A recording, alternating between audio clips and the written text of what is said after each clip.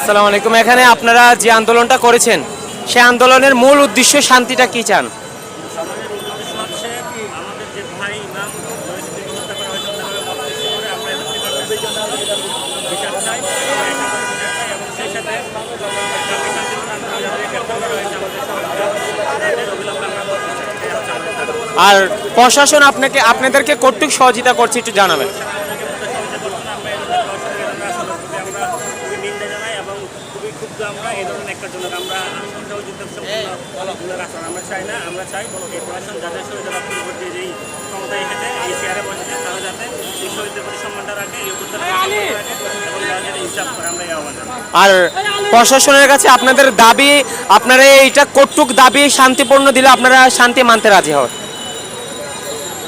আর মানে এটা শান্তি কর্তৃক দিলে আপনার দাবিটা কর্তৃক পর্যন্ত নিয়ে থামালে এটা আপনারা শান্তি হবেন। আমাদের বাইরে হবে কাউকে দেখা যাবে না। আর সরকার যারা সরাসরি জড়িত প্রতিপক্ষ করতে পারে সবাইকে আইনের আওতায় আনতে হবে। আইনের আওতায়।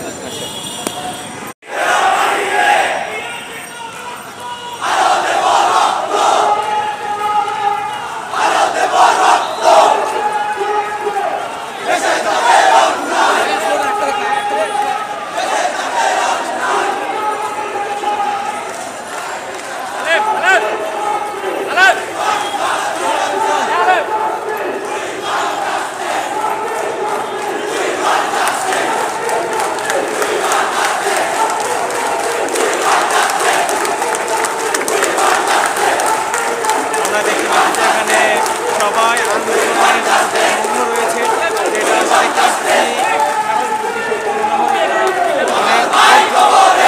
ভাবে আন্দোলন করা হচ্ছে।